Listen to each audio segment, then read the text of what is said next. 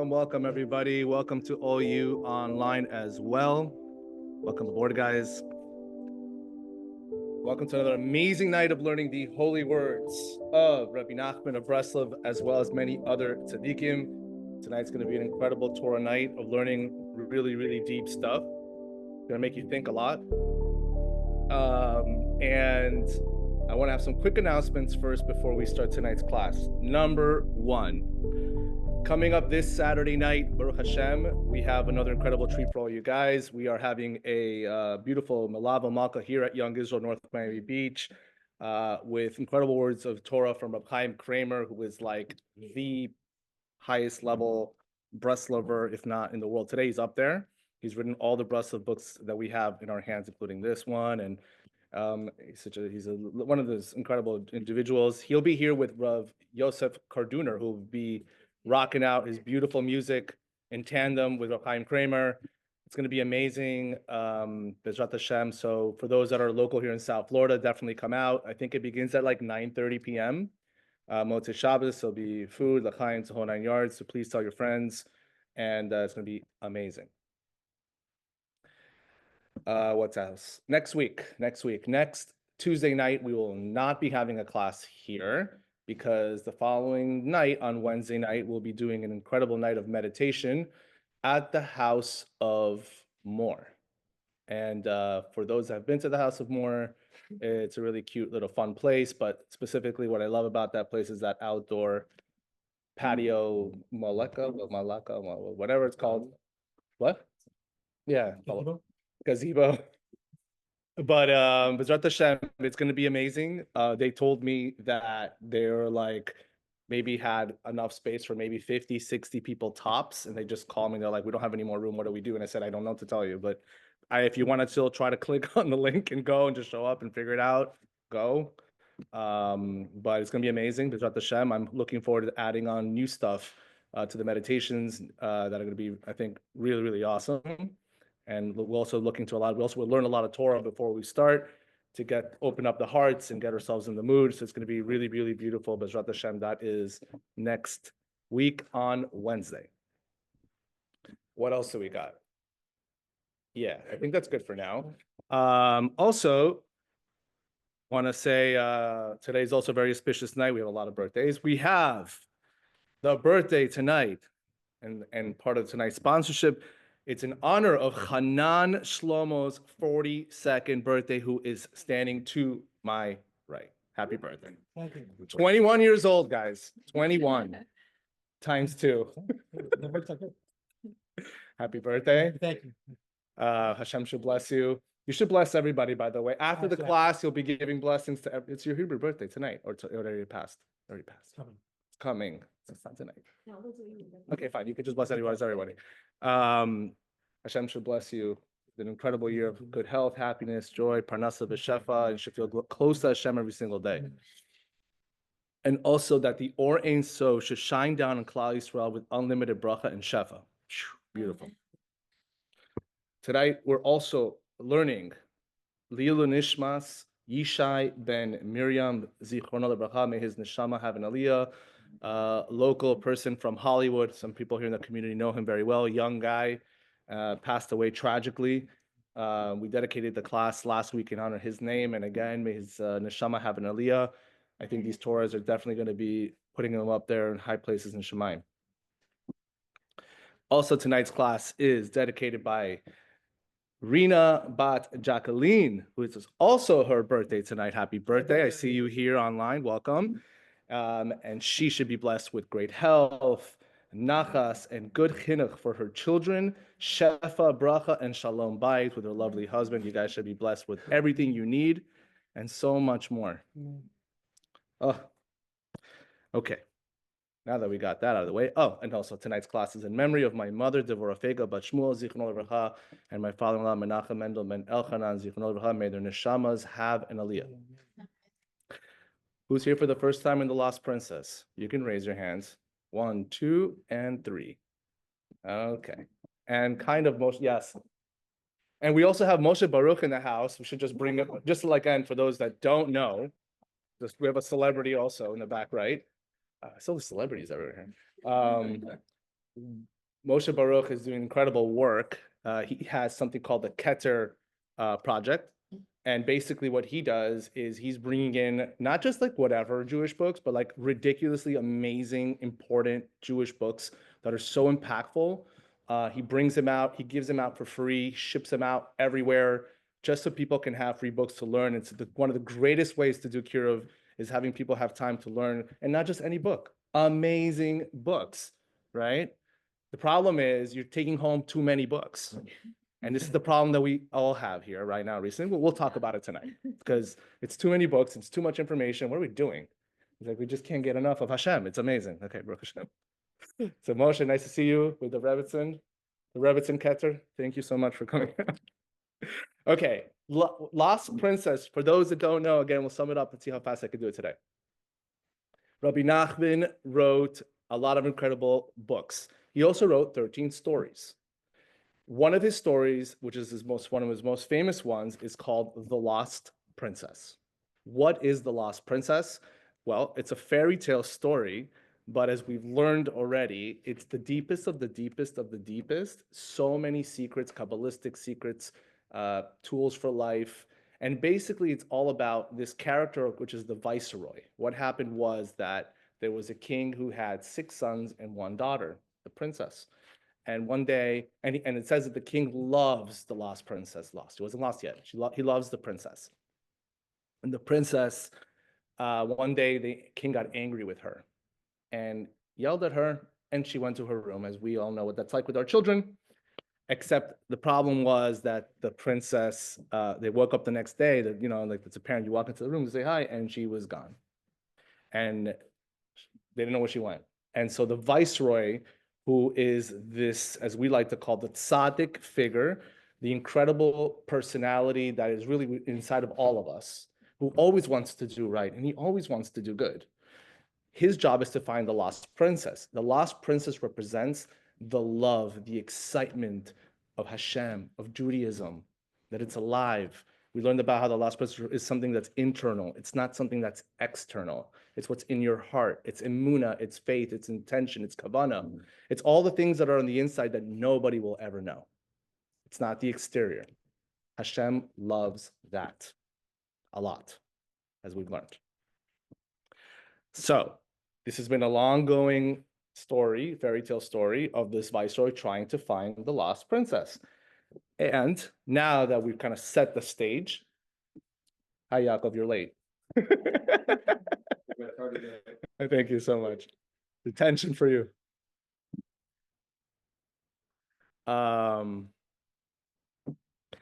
Let's discuss what we went over. So last week, what happened last week? We learned about the fact that at the end of this story, he finds, again, we spoke about the scarf, and that the princess left him a scarf with some clues, and it was in the scarf there were tears. The tears, we spoke about this idea of the hidden secrets of the Torah. Fine, he leaves, he goes now to find her, and he looked for her for many years, got nowhere, and then it says he finally got to the desert. We spoke about what the desert represented. In the desert, he runs into a giant. The giant asked him, "Who are you?" And he says, "I am a human." The giant was shocked. It's been so long since I've been in this desert, and I've never seen a human here. That's where we finished off last week. We briefly spoke about this idea, what the giant represented. The giant represents several things. In last week's class, the giant represents the Yosef HaTzadik, and you missed that. And we also learned about how the viceroy, like us-ish, represents David HaMelech and Mashiach ben David. So Mashiach ben David, Mashiach ben Yosef, what's Mashiach ben Yosef's avoda, what's Mashiach ben David's avoda. We learned all about that last week. Okay.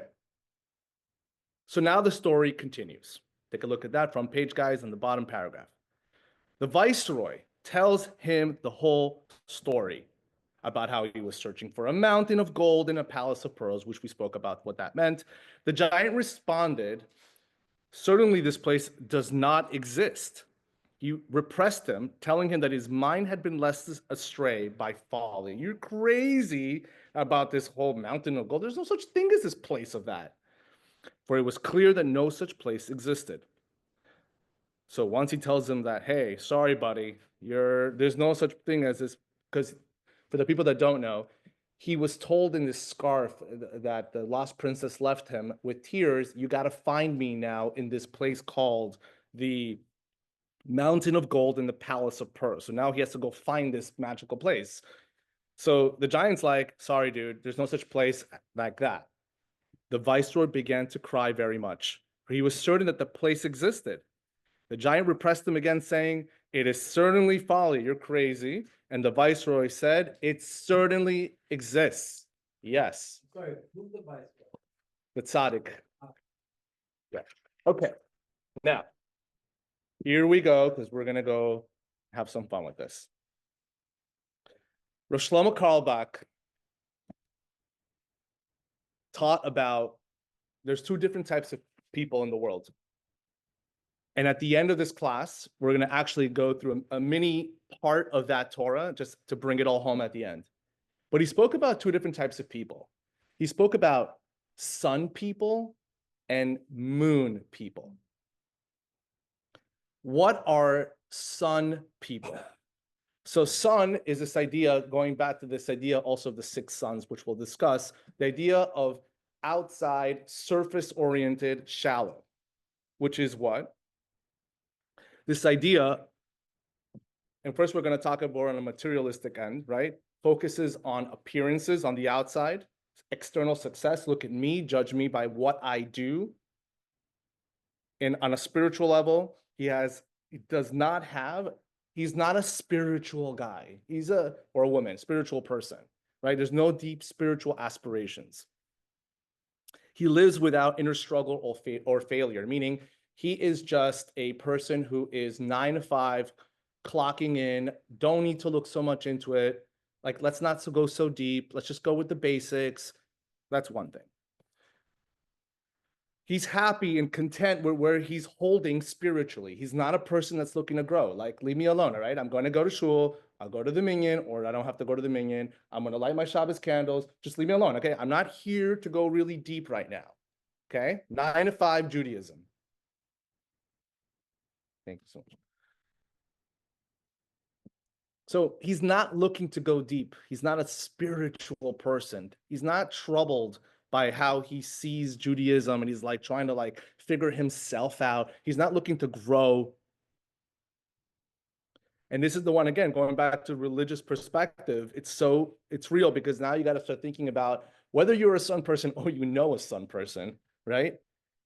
I'm happy with the status quo of my Judaism, okay? I don't need to grow. I'm good spiritually. And this really falls along. I don't care if you're holding it like you're a Baal Tshuva and you just got to, like, let's call it, I know, just work with me on this one. I'm a Baal Tshuva and I'm in level 1 and I just stayed at level 1.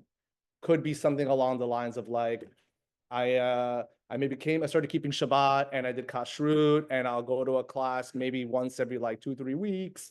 And maybe I'll go to a minyan once a day in the morning. And that's like me for the next like 30 years of my life. And no one's pushing me to grow. Or you have the guy who's like on the complete opposite side, again, exterior, not interior, exterior, who is the black hat guy who like learns his Gemara and his Shulchan Aruch, as we'll talk about here, right? And doesn't need to go deep, doesn't care, not interested, just like, this is Judaism, leave me alone. Could be like both. The sun is never changing. The sun comes out, boom, sun is nice and big. Right? It doesn't change. Moon people, on the other hand, are the complete opposite of that. Number one, they are in touch with the lost princess in their lives, right? These Jews are compelled to embark on a soul journey, an epic search for their inner dimension of Yiddishkeit. I want to learn everything about Yiddishkeit. I want to learn Chassidus. I want to learn Kabbalah. I want to meditate all day long on the beach. Okay? Sound familiar? I want to look at kosher astrology books. Right? They're never content. They want more and they want more and they want more. Do you guys know any moon people here?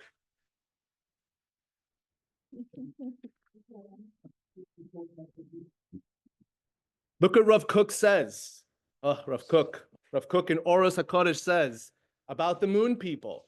These people never have any rest. They're always in a state of drama. Either they're ascending to the sublime heights of heaven, meditating on the beach in Mexico, or they're descending into the bitter depths of disaster. I'm so disconnected from you, Hashem. These people need to concentrate on spiritual growth every day. I want to repeat that one more time because that's a big line. They need to concentrate on spiritual growth every day, meaning if I'm not plugged in, like the moon could wane and go, I'm going to be in big trouble, right? It's very important. Such people, when they have discovered ways of life that suit them, they're going to ascend higher and higher. On the other hand, if they neglect their personal paths, they will most likely collapse and descend lower and lower. If I'm not finding out where I'm holding in the love of Torahs that I'm learning, in the spiritual activities that I'm doing, if I'm not finding from a man's perspective, if I'm not finding the right minyan to go to, if I'm not going to Pomona, right, on a Tuesday or at Yom Tov to get myself excited for Hashem, if I'm not doing the things that I love that make me happy. We spoke about this class as one of my favorite classes, A Place in This World. Look it up, go onto my website. It's one of my favorite classes because you need to know who you are. If you don't know who you are and you're not connected to your inner self or your inner neshama, right, that's going to be a problem in your avoda to connect to Hashem. So here, Rav Kook is saying it very clearly, right, how important it is once you find that thing or many things, right? Like many of us are struggling with right now. Baruch Hashem, it's a good problem, right? Don't stop. You got to keep plugging in daily. That's number one. Let's learn some Gemara, Masechet Shabbos. Rabbi Hanina said to his students, this is actually very apropos with this kosher astrology book that you just brought me here today, because here we go. Look at this. Go and tell the son of Levi. I have you like that. Rabbi Yoshua ben Levi said, it's not the constellation of the day of the week that determines a person's nature. Rather, it's the constellation of the hour that determines his nature. So first of all, just so you all know, right, regarding astrology and all this stuff, which we've been learning about because we're all moon people and we want to learn more and more about Hashem and spirituality, etc. It's really fascinating to learn about yourself based upon the time of the hour that you were born on that day. That's number one. But really what's more important is, look what it says in the Gemara. One who was born under the influence of the moon will be a man who suffers pain, who builds and destroys and builds. And it goes back and forth. It builds and destroys, it destroys and builds. What do you mean what? The moon is, a moon person is somebody who's like up and then they're down and then they're up and then they're down, right? The Gemara is telling you very clearly, right? This is the moon personality. This is the moon style. We are never like this. We're like this. That's who we are. The moon gets full, then it wanes, and then there's nothing, and then it comes back again. Sounds familiar? Like the Jewish people? We're like the moon people? We're like the moon people? Look what it says about what our tzaddikim teach us. It's from a book called Bechinas Olam. Josh, do not buy this book tomorrow, please. I had it already. I know. You're probably on already. Yedaya Hapnini. Beautiful insight, 14th century. Look at that. It says about this is a book about the unpredictable nature of the world in the past that leads to the world to come. And what does it say? Tachlis masheneda becha shelo neda echa. The pinnacle of knowledge, the top of knowledge is to know that one doesn't know anything. The most ad shelo yada. Beautiful. There it is. Ad shelo yada. Meaning, a person who is in that state, you're always growing. Oh my God, I want to learn more. I want to learn. I'm like, oh my God, I really don't know anything. It just keeps going, right? That was Moshe Rabbeinu. I don't know if we call him. That was Moshe Rabbeinu. Beautiful. It's the same paragraph.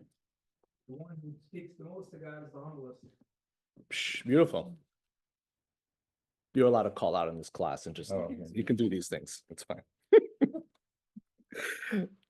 Good. So you see, right, this idea that the moon person, right, is constantly on this spiritual growth battle.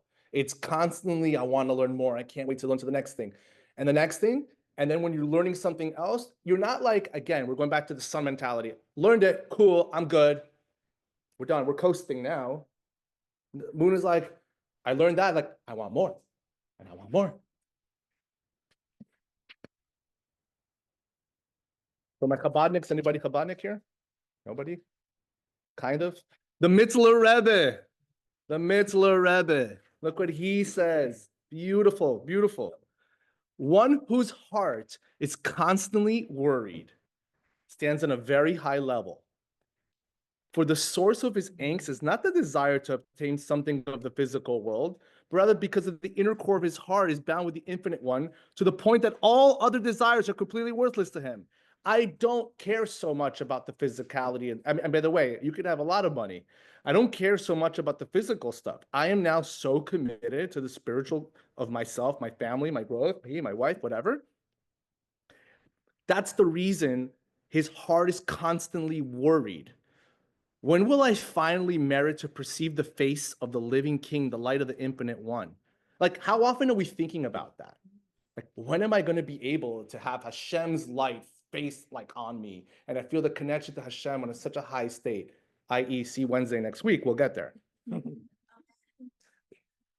The Middler Rebbe says, when this mighty worry nullifies one's personal life entirely, when you're so consumed in Hashem all day long, to the point that nothing can stand before the true light of his inner life and the joy of the bond between soul and eternity, one has already reached the level of a life because you're doing this, because you're searching after Hashem, because you're all into Hashem, you are reached the level of a life of joy and eternal pleasure, which flows forth from the cleaving to the essence of the infinite one. It's a beautiful statement. It's beautiful words, but this is literally mamish life. You're literally living life when you're immersed, consistently searching for Hashem in all activities that you're doing. We also know specifically that when it comes to sun, moon, right? It's brought down also in the Gemara, different places, but it's also common sense that sun is really the day is a time when people search and they go after their physical pursuits. People go to work, right? That's usually the time that people do that. The sun represents the time that we do deal with the physical activities. I have news for you. Not that long ago, but a couple 100 years ago, 100 years ago, whatever, maybe a couple 100 years ago, right? The moment that the sun went down and the moon comes out, that's it. Like, we're not partying. There's no lights. Everything was, i.e., go to Ukraine, right? Right? I've been to these little small towns, and at nighttime, it's pitch black. It's like, this is what it used to be like during the 1800s. And that's what the Gemara says. Like, at nighttime, it's like 6:30, like, okay, we're going to sleep now. Good night. And then we're waking up for Tikkun Hatzot at 2, 3 in the morning, because, like, what else are you doing? I mean, you're doing stuff, because you can see we're going to learn about stuff, but like, nighttime is meant really as a time really of spirituality. Nighttime represents during the time where there's like more quiet, you're coming home, you see your family, and then you're connecting with Hashem. That's what nighttime represents. In addition to that, take a look at Rabbi Nachman, Likutei Moharan, chapter 52, just to show you again why I'm saying that. Look what Rabbi Nachman says.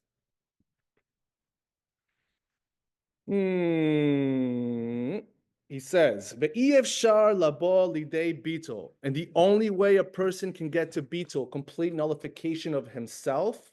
Bitul really means, and I'm saying this because I achieved this Baruch Hashem a week ago on the beach at nighttime. You were there, on the beach at nighttime with the moon full out. Actually, that's pretty cool. That it is not knowing about the class that it was going to be like that. We achieved a high level of breath for meditation where I was complete bitul nullification, which means what? I couldn't move my body. I was just a neshama inside of my body. And I was able to get to such a state where really it was just like me and Hashem, and everything just was all oneness. And it's almost like a scary feeling, because on one hand, like, almost forgot to breathe. And on the other hand, you're like, this is incredibly amazing, because when when you literally are able to shut down your physical body and just connect with your soul, right? This is what it's all about. Rabbi Nachman's telling you, you want to attain bittul. He says this is through hibodedut. Now, hibodedut means speaking to Hashem. Hibodedut also means to boded, to be by yourself. To also boded means to be boded in your mind, to be able to shut down the mind. That's the concept of that.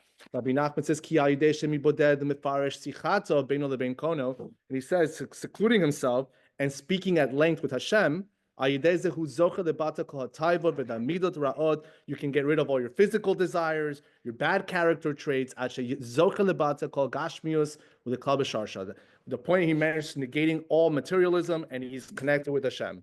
Very nice. This is what Hibodedut does. When you speak to Hashem and you connect on this high levels, you can nullify yourself completely. But look at the kicker, and he says, Ach ikar ha'hibodedut hu balayla. The main time for high-level spirituality, bitul, nullification, talking to Hashem, is at night. Spirituality is at night. Why? He's saying that nighttime is better, and if you want to go deeper, we spoke about this before, Tikkun Atzot, 2 in the morning would be number 1 prime time. But we don't have to do that yet, for those who are just starting. Relax. Because we spoke, Tikkun Atzot, it's a time that Shemaim is wide open. We'll talk, Be'ed shehaolam panui mitirda haolam hazeh. And he says this is the time when people are free of the preoccupations of this world. Ki bayom ha'idei sherodvim haolam achar haolam hazeh. He says, for during the daytime, people are chasing after the things of the world, which you spoke about. Hu mebatel mebalta ta'adam v'lichadabeket v'lichikal v'Hashem yibarach. And he says, and this disturbs a person and prevents him from cleaving and being encompassed in Hashem.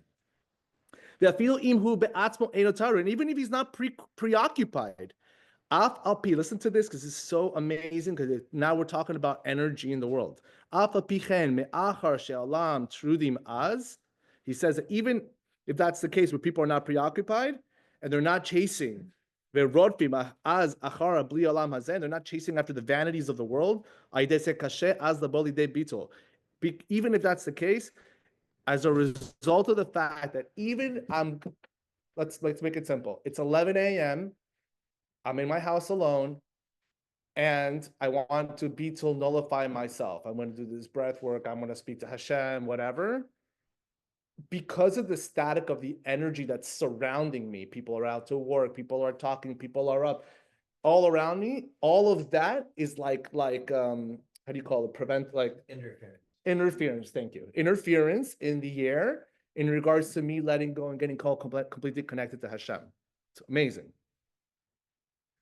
So you see, Rabbi Nachman does say here, like nighttime, spirituality, that's the time to connect. Moon people, guys, moon. Continuing on with that. Now the reality is, right? You have to be so hard on yourself, sun people, because sun people do have moon in them.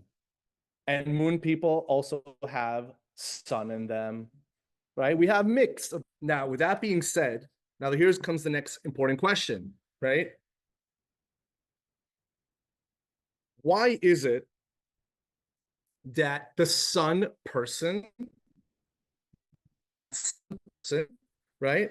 Why is it that they're not connecting to their moon? Why is that?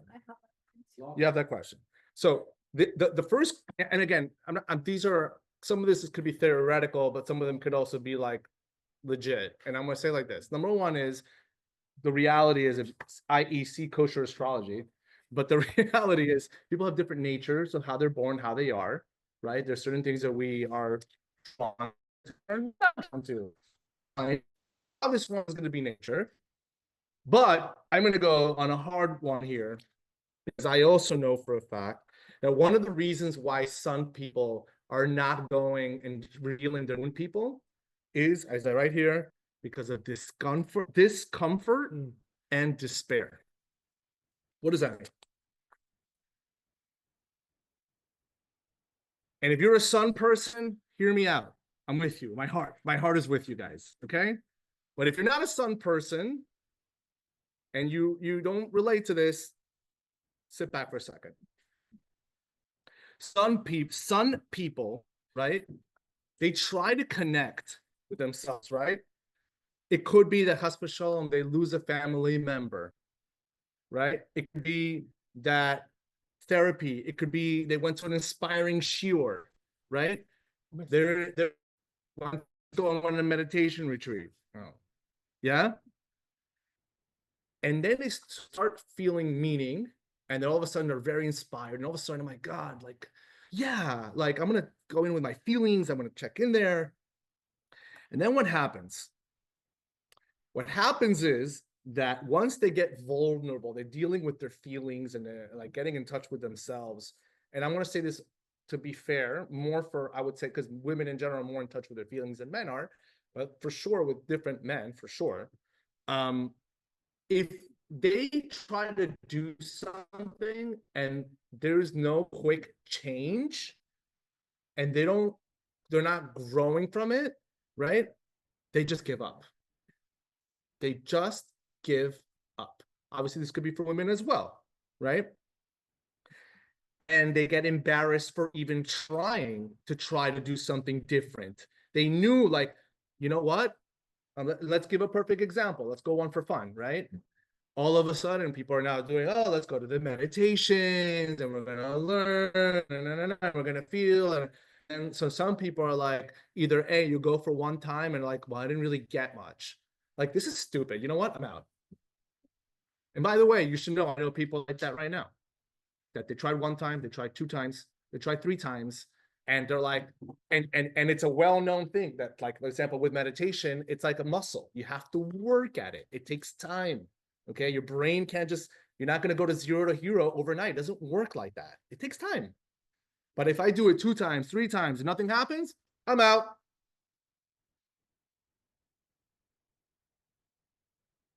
And then you know what even happens even more? Because they've completely now like, okay, I'm not doing this anymore, right? All of a sudden, they start now looking at it and we're like, now we're going to joke around about it. Oh, like I'm not, because I'm not good enough to do it. So now all you people that are, you guys suck. And you guys are like, that's stupid. You know, like, especially in the religious world. It's true. People don't like to get pushed. People don't like that being affected and shaken to the core. They don't, that's a moon person. I want to grow. And then someone's like, dude, leave me alone. Like, I don't want to grow. Okay. You do what you got to do. Okay. You wear your little Nachman kippah and leave me alone. Rav Moshe Weinberger says this in Sangha Teshuvah. It's very relatable because it's going to say that same idea. Look what he says. He says as follows. You can't share anything on the PDFs? Oh, guys, I'm sorry for you guys online. You want to share it in the WhatsApp group so they have access? Yeah. Okay, we're going to share in the WhatsApp group so you guys have access to the PDF. I'm so sorry, okay? It's always good because the Yetzer Hara does not want you guys to see, okay? He knows this is a good class for all you, so watch out. Here we go. Rabbi Moshe Weinberger says, a rabbi who gives conventional speeches focusing on current political or social events in light of the Parsha, so let's call it your standard run-of-the-mill Parsha drasha, right? No one's going to give him a hard time or be like, oh, like, that was a good Parsha speech, right? And you're like, that was good. That was good. Okay. We're not going to give the rabbi a hard time. Look what Rabbi Moshe Weinberger says. But if a rabbi tries to shake people to the essence of their souls, many of them will grow uncomfortable. They do not mind if someone skillfully demonstrates how to disparate verses fit together. They'll show you this pasuk and the Torah is this. Is a regular drasha. Look at this pasuk and this pasuk, and oh wow, he's so smart with his Torah knowledge, blah blah blah. But they get nervous if a rabbi tries to put their lives together. Why are you so nervous that the rabbi is actually doing his job? That's what his job is supposed to be. He's supposed to help people grow. That's their job. And any other rabbi who doesn't do that is not doing his job. Baruch Hashem, Rabbi Marmer is doing great, by the way. He's amazing. Just want to put that out there. That's it. Yeah. He does that. And there are many rabbis that do that. But there's a lot of rabbis that they're a pulpit rabbi. Let me give you a drasha on this week's Parsha and kol hakavod, and that's it. Wow, that was amazing. I could keep listening to this all day long, but I'm not changing. Don't bother me. I'm good. This is, by the way, a big problem in Judaism today. You should know that a lot of rabbis are not stepping up and pushing buttons. They're very happy collecting their checks. And I'm sorry I'm saying this, but it's the reality, and I can speak the truth because nobody's paying me to do this. But I get to say it because I know what I'm saying. And a lot of rabbis out there are very much into just compliance, making sure everyone's good, doing their rabbi job thing. But I'm not going to push buttons. I don't want that guy to get angry with me because I'm telling him that's not correct. Right?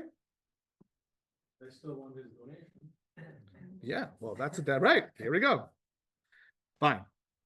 So there we go. So now, based on that,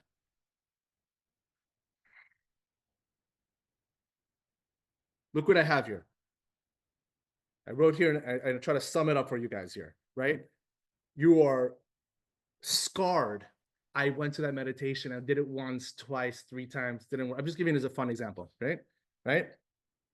And now it didn't work out for me. Now I'm like, oh, I suck. I'm not good. I'm not good enough. And now I'm like, okay, now like these people, look at this guy. Ooh, he's doing amazing with his meditation. And now, like, so now you're looking at that person, and first of all, you're looking down on him. That's number one. And they always go back to the Sun Post. Why are they looking for some deep meaning in life? Like, can't we just stay like typical Judaism 101? Like, don't push me. I'm good. The mocking is a big one because I do see it. And I'm gonna just make it clear. I see it because I've experienced it. And you know what I say? I don't care. Because I'm the one that's growing and you're not. I just said it. Now, that being said, now with that being said, ladies and gentlemen, we have now a new interpretation of what that giant represents. Because the viceroy, the tzaddik, literally gets to the desert and he's like, let me just tell you what happened. Let me tell you my whole story. I went on this journey and I went through this and I went to the castle of yes, or up and down. Tells the giant the whole thing. And the giant, and then I went, and now I gotta go find this castle of pearls with the gold mountain, and I can't wait. I'm trying to find it. And then it goes like, there's no castle of pearls in Gold Mountain. The giant says to him, the giant represents in your life when you're growing, and we'll discuss it in different stages, but the giant represents that family member, that friend, right? Your business partner. Whoa, dude, what are you doing? Why are you growing so much? Like, relax, okay? Relax, meditation. What are you doing? What is that? You're crazy. You're crazy. On a higher level, right? We know this because we spoke about it in different classes. Rabbi Nachman talks about it too, how like he's so against scientists, philosophers, mathematicians, doctors, historians, nothing against doctors. Historians, but what is it these people represent? They're the ones that try to find that, oh, it's not Hashem, it's nature. Everything happens because of nature, right? Doctors actually are the ones like, I'm the one that cured you. Yeah. I.e., see what happened during COVID. But what I'm saying here is that these are the people that look at things from a logical perspective. This is the giant. This is the giant that you just ran into right now. And this is the harder one. This is the harder one. And there's many people that need to listen to this. L'chaim, Baruch Ata Adonai Eloheinu melech haolam borei pri hagafen.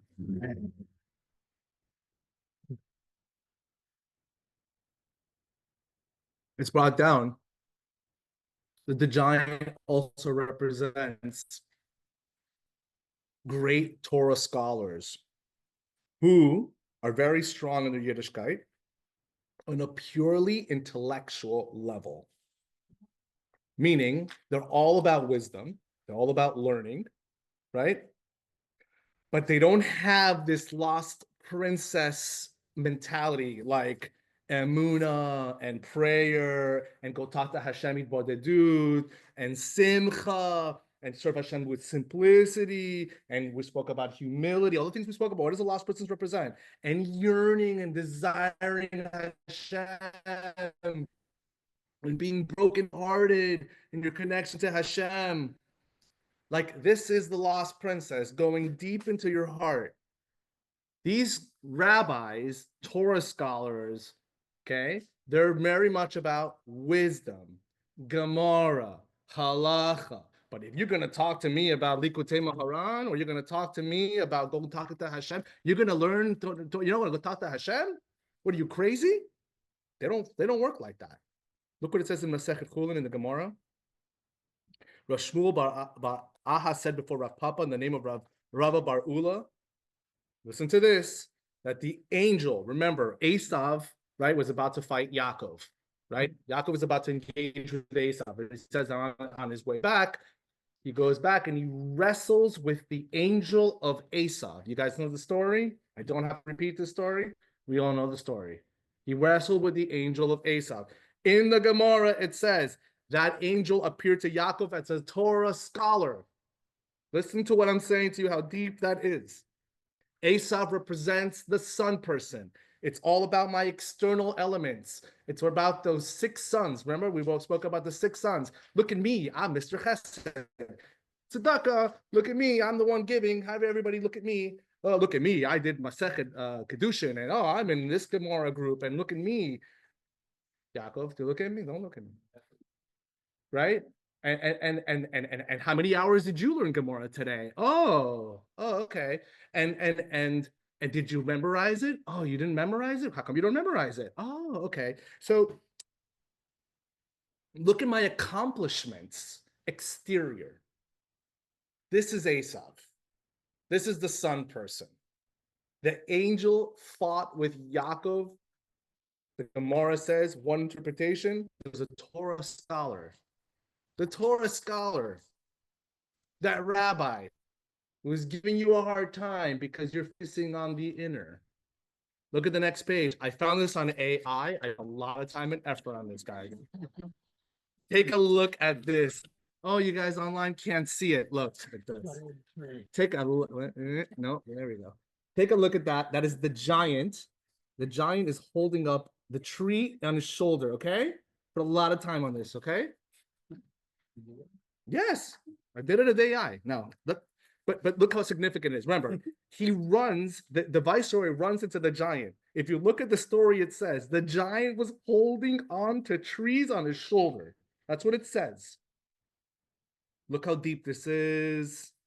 He says, if we look at this, oh, so deep, right? We spoke about this idea that the tree also represents the Etz Chaim. The trees represent the Torah, right? The giant, the Torah scholar, is holding on to this Torah on his shoulder, right? But remember what I also said, that these type of Torah scholar son people are very shallow. They're all about the wisdom. They're all about that. But these trees that they're holding on to are not connected. The roots, which is really what connects you to Hashem, the ground, they're lifting them up. They have them on their shoulder, not connected anymore to the ground, right? The Torah is uprooted. They've taken the Torah, they put it up to, that's where they have it by their head, which is the wisdom. They're holding on to it right here. This is who, right now, the viceroy is confronting head to head. This giant. Masechet Yoma. I also found this online. Really cool picture. If one merits, Torah can be an elixir of life. But if one does not merit, Torah can be a deadly poison.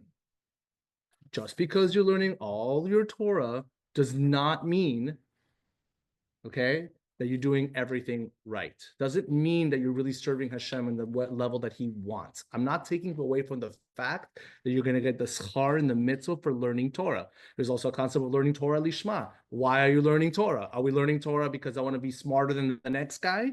Because I want to disprove you in a battle? Or do I want to learn Torah because I just want to get close to Hashem?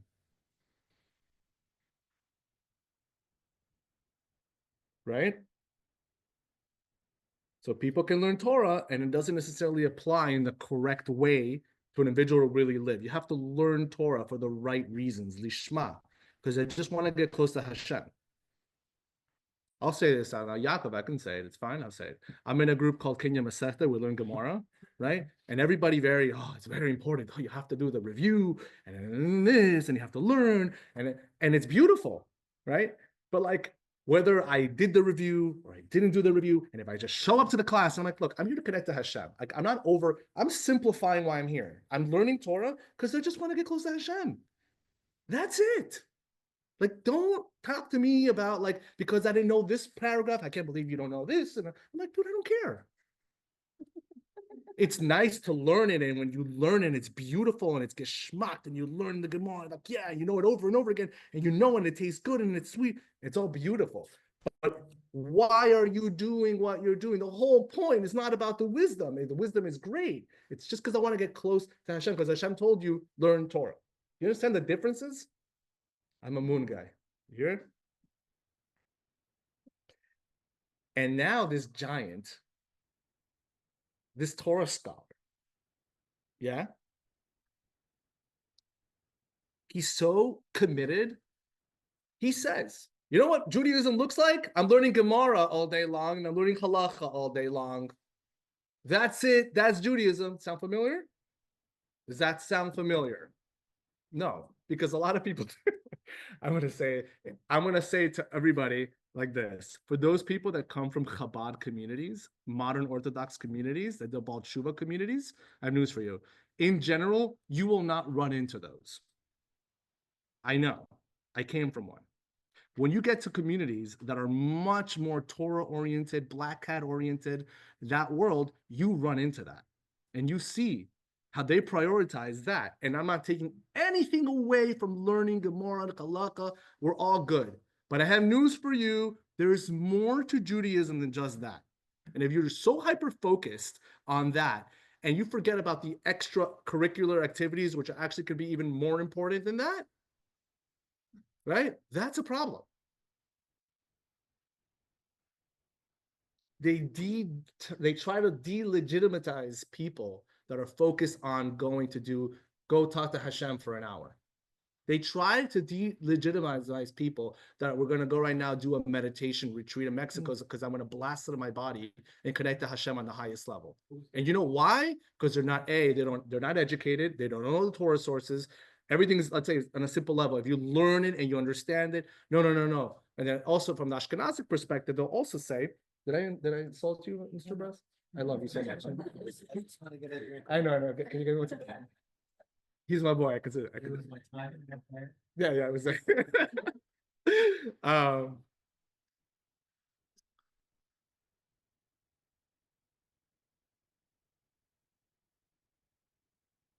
So now you see that okay, fine.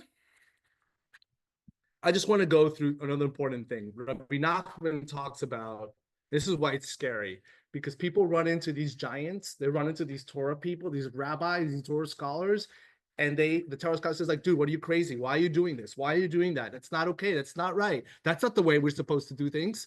And you know what happens? They completely can knock the guy off course. Rabbi Nachman says in Sikha Haran, how powerful man is against an angel. Let's go through it. We'll read it quickly because it's so geschmack. Sichot Haran, chapter 80. People have more power than the Yetzer Hara, than the evil inclination. They have great power to influence others, keeping them from serving God and from a true tzaddik.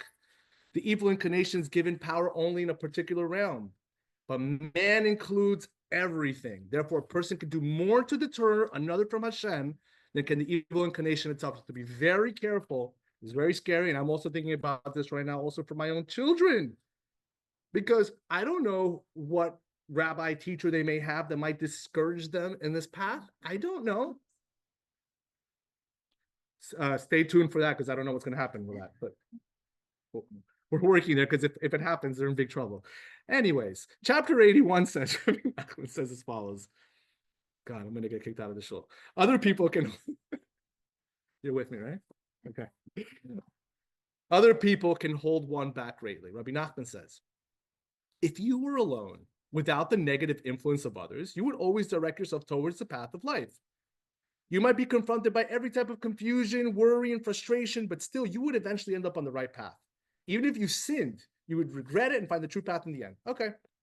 It becomes more difficult when others confuse you, the power of people to knock you out.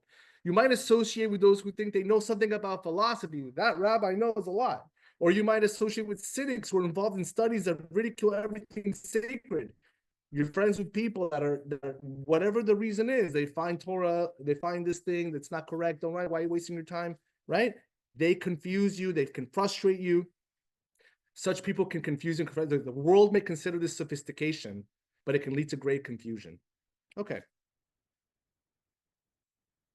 He goes on and on discussing philosophy. We spoke about how bad philosophy is. Got to be very careful with philosophy. Nachman is very against it because it makes you think once, twice, 3 times, 4 times about Hashem and religion. Is this right? Is this real? Not real? Philosophy does that. That's what it does. Rabbi Nachman was very against philosophy, right? And philosophical works, including a lot of Torah philosophical works. Don't read them. He's like, dude, read stuff that it's going to make you want to serve Hashem. Read Kabbalah, learn inside Chassidus, learn stuff that's going to make you like, oh, wow, Hashem, spirituality, the upper worlds, oh my God. Learn that. No. Not in its core teachings, not like that, no. Look what Pirkei Avos says. Pirkei Avos. One whose wisdom exceeds his good deeds, to what is he similar? Someone who's all about wisdom, the Gemara, the halachas, right? That's all he is. And it's much more than his mitzvahs. What does he compare to? To a tree with the giant right here, Pirkei Avos, to a tree whose branches are many and whose roots are few. The wind will come and uproot it and turn it over. And he will be like a lonely tree in a wasteland that will not see when good comes. It will dwell on parched soil in the desert. Where is he facing the giant right now, guys? He's mamish in the desert. On a salted land uninhabited. Watch out for these giants. Are we making sense? Yeah? What happens next? This giant, whether it's family member, friend, I want to say like on a personal note, just for fun, right? As a Baal Tshuva in my early 20s, and I'm only going to say this because it's just an example of many examples, right? When I started becoming Baal Tshuva and learning and growing, well, here come my parents were like, you're crazy. And I had a lot of pushback. My family members, you're crazy. Then my friends, all my friends who none of them were observant, you're crazy. Right? I had to deal with a tremendous amount of opposition, and it felt like it was like me against the world, right? This is the giant. This is the giant we're dealing with. But that giant shows up a lot as you're continuing to grow. When I got into Breslov later on in my spiritual career, you're crazy. Oh, and you're going to go to Uman Rosh Hashanah, and you're crazy, right? And go do Hibodedut to speak to Hashem for an hour. You're crazy. And now you're going to go to meditation retreats in Mexico? You're crazy. Sound familiar? Sound familiar, right? These are the giants. So you know what the giant says to him? You're looking for the lost princess in the mountain of gold and the castle of pearls? Look what he says. This place doesn't exist, buddy. Sorry, you're crazy.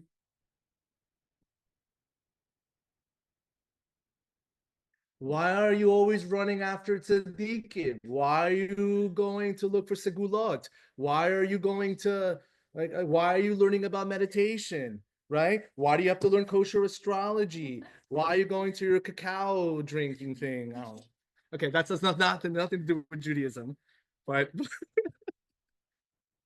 I'm drinking cacao right now. Don't tell anybody. Why are you doing these things? The place you're looking for, this lost princess, it doesn't exist. There's no such thing as Gan Eden in this world. There's no such thing as waking up with excitement to serve Hashem like a child, like a young person, right? I always say it's a beautiful thing. This shul is called Young Israel. Rabbi Nachman says a person needs to serve Hashem like a young person every single day. Young Israel. Pick the name of this shul. Amazing. Right? Grow up and get real. Okay, Mr. Moon person? You understand me? Grow up. What happens next? The viceroy has gone through such a long journey. Think about how much he's been through. He's been through 15 classes already, guys. Okay, it's a long journey, 15 hours. It's a long time. He begins to cry. He begins to cry very much because he was so sure that place was really there. Yeah. I found this on AI. Here's the viceroy crying, kneeling on the floor. I know for you Zoomers out there, you're not seeing the pictures, and I'm so sorry. But you know what? I have to say this, and I'm going to be honest with you. I have to say it because it is what it is. When I read it and I thought about it, and I really put myself in that space, like I got emotional, like teary-eyed, thinking about the viceroy, because he's worked so hard to get to such a place. And now here comes the giant. He's like, sorry, dude, what are you doing? Sorry. But the beautiful part about it is that the crying didn't come from the despair. The crying came from something much more beautiful. The crying comes from the clarity that he knows in his kishkas and he knows in his heart that really what he's chasing after is so real. It's so real. Chasing the lost princess is real. Finding that passion for Hashem is real. Going to that next class, that next book that we're learning, whatever. It's so real. And that crying is that coming from that space where you just have I think I put it down here. Yeah, like it's like I'm not gonna give up. Like I will find that lost princess. I'm not gonna give up, Mr. Giant. You can't push me down. You can't tell me what you think Judaism is. You're not going to win. And this is what he's crying. So I have two things I want to say. Number one, let's just out loud. I know Zoomers, you guys don't have this in front of you. It sucks because it's really, really nice. But I want to say it like this because this is a prayer from Rab Nassan of Breslov, Likutei Tefillot. If I know people have not looked at Likutei Tefillot, buy it tomorrow. Josh, buy it tomorrow. It is a prayer book on amazing personal prayers from Rab Nassan, taking Rabbi Nachman's Torahs and converting these Torahs into prayer. Okay? Beautiful. Straight to the heart. Let's just read it together. We're saying a prayer right now, everybody. Hashem, God of truth, assist me, save me, strengthen me, and truly fortify me in your service. Grant me the merit of drawing close to those who fear you and to the wholesome ones who walk in the ways of truth. Let no person in the world, neither stranger nor acquaintance, have the power to prevent me from the path of truth in any way. Strengthen my conviction and faith constantly, and let me see myself as being alone in the world, as the verse states. Abraham was one. Time out. Abraham, right? The first person who found Hashem. How much heat did he get from everybody else? You are crazy, Abraham. That's what the Torah says. Abraham was one. You have to imagine yourself like you're him. Enable me not to see and not to hear anyone who seeks to prevent, withhold, scoff, ridicule, or confuse me. May no person be able to confuse me from the straight path of truth, even those who are greater and more righteous than me. This rabbi guy, who is much more righteous than me, don't have him be able to knock me down. Instead, may I merit to go in a way of simplicity, in accordance with what I've been taught from my youth by the words of our holy and true sages. Let me be accustomed to say, I don't know what is right for every person in the world. Beautiful line, guys. I don't know what's right for every person in the world. All I know is what is right for me, in accordance with my level, as I've been taught by the choicest of the true tzaddikim, who represent the point of truth in all worlds. We follow the path of the righteous tzaddikim that have laid the path before us in service of Hashem. Right? We go Rabbi Nachman, We talk about the Arizal, we talk about the Baal Shem Tov, Rabbi Shimon Bar Yochai, and back we go, all the way back to Moshe Rabbeinu. And before that, Abraham, Yitzhak, and Yaakov. David, there's so many. David, we talk about all these. There's so many, but the Torahs are there. But we're going to leave off with this because I started up the class saying Shlomo Carlebach said there are sun people and there are moon people. This is an excerpt from this long drasha that he gave. And I just wanted to read it. First of all, to give him the kavod, because it's so awesome. And it's so now, as you're going to see, as we just went through this whole class, this is going to bring it home. Look what Rosh Shlomo says. When God created the world, the sun and the moon had the same light, according to our tradition. Then the moon came before God and says to God, it just isn't fair. Two kings have the same power. If you guys know the story in the Midrash, very well-known story. So God says to the moon, okay, you, Mr. Moon guy, you think you're so hot stuff? I'm going to make you now smaller. So in the way of the world, the sun people, they say, God is punishing the moon for the chutzpah, for the audacity. God created you this way, Mr. Moon, so stick to it. Forget about it. But the real people know. Oh, that's so awesome. But the real people know the moon is right. You know, there cannot be two cooks in the kitchen. No matter how much there is always the same light. This doesn't make sense. No matter how much there's always the same light as the world. I don't know what that means. That's Shlomo Carlebach speaking in Hebrew in English. He says, I want you to open your hearts. Imagine him saying this. I want you to open your hearts. You know what the moon was saying to God? Is this all you can give the world, the light of the sun, where you see only the outside? Isn't there a deeper light available? Something so much deeper? That's what the moon is asking. I want deep. I want to go in. All God says, guess what he says? You're the one who's going to do it. Moon person, you're the guy who's going to show me about the inside. Look what he says. What is the first sign of the real inside person? You know, outside people, they're always the same. The sun is always the same.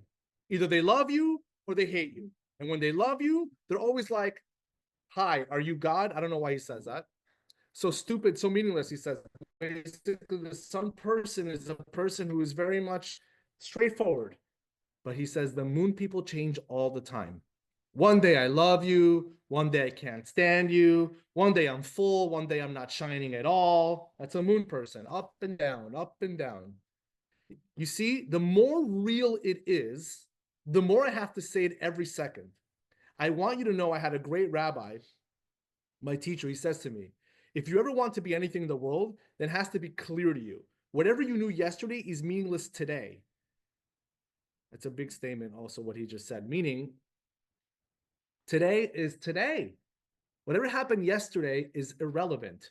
Your new focus and you wake up at Hashem, it's a different service. Today's service to Hashem is different than yesterday. Whatever you knew yesterday is meaningless today. Whatever you were yesterday does not matter what you are today. Just because yesterday you weren't keeping the laws, you weren't connected to Hashem, it doesn't mean that today you're not. You know, friends, I'm sure it's clear to you, God, I love this. God is not a yenta. You know what a yenta is? For those people who don't know? You know what a yenta is? Someone who says the same thing 100 times, and the way the yenta is saying it could be a he or a she. The way they say it, it's like the first time they're saying it. They tell them, did you know about this guy? And they go, did you know about this guy? And it says the same thing, a yenta, over and over, the same thing every single time. God cannot stand the same thing twice. Sun people are the same people every single day. We're going to daven the same. We're going to learn the same. Everything's the same. It's a schedule. It's a rigorous schedule. The sun is always the same. The moon, you know, every day a different light is coming down from heaven. Every day God needs different things from us. We want to be, striving to be, praying to be moon people. What's the job of some person? What do they strive to do? The job of the sun person, remember, you can have certain aspects of the sun in you. It's also, you can balance that. But I'm talking about a sun person, their avoda needs to be now to work under a moon person. Like I mentioned before, a lot of people don't want to go there.